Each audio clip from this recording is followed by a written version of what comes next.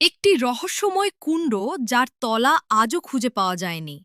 একটি সতীপীঠ যেখানে আজও লুকিয়ে আছে দেবী সতীর কঙ্কালের অলৌকিক রহস্য। আর এমন এক জায়গা যেখানে গভীর রাতে মানুষ অনুভব করেন অদ্ভুত এক অশরীরী উপস্থিতি। নমস্কার বন্ধুরা, আমি অভিরূপ আর আপনারা দেখছেন অভিরূপ ক্রিয়েশন।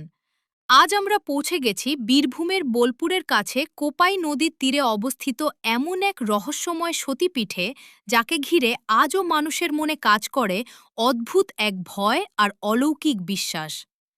এই জায়গার নাম কঙ্কালীতলা। স্থানীয়দের মতে গভীর রাতে এই মন্দির চত্বরে অনেকেই অদ্ভুত সব ঘটনা অনুভব করেছেন। কঙ্কালীতলা সবচেয়ে রহস্যময় অংশ হল মন্দিরের পাশের সেই ছোট্ট জলের কুণ্ড। বাইরে থেকে দেখতে সাধারণ পুকুরের মতো হলেও স্থানীয় মানুষের বিশ্বাস এই কুণ্ডের কোনো তলা নেই। বহু বছর আগে নাকি ব্রিটিশ আমলে এক সাহেব এর গভীরতা মাপার চেষ্টা করেছিলেন। কয়েকশো ফুট লম্বা দড়ি আর ভারী লোহার ওজন জলে নামানো হয়, কিন্তু আশ্চর্যের বিষয়, দড়ি শেষ হয়ে গেলেও কুণ্ডের তলা পাওয়া যায়নি। সেই ঘটনার পর থেকেই ছড়িয়ে পড়ে এক ভয়ঙ্কর বিশ্বাস। এই কুণ্ডের নিচে নাকি রয়েছে এক গোপন সুড়ং, যা সরাসরি দেবলোকের সঙ্গে যুক্ত। কিন্তু এখানেই শেষ নয়।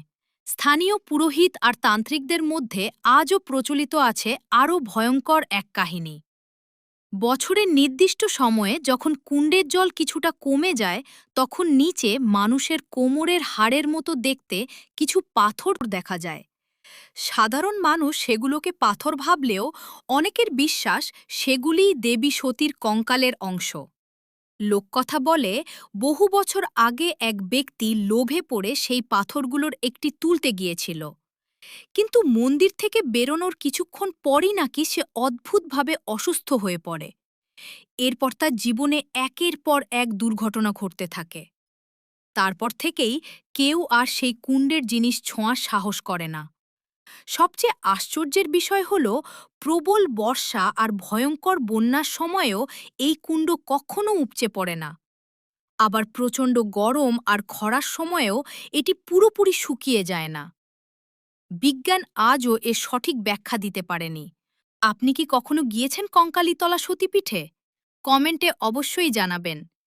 ভিডিওটি ভালো লাগলে লাইক করুন, শেয়ার করুন, আর এমন আরও বাংলার রহস্যময় ও অলৌকিক কাহিনী দেখতে চ্যানেলটি সাবস্ক্রাইব করে পাশে থাকা বেল আইকনটি অন করে রাখুন।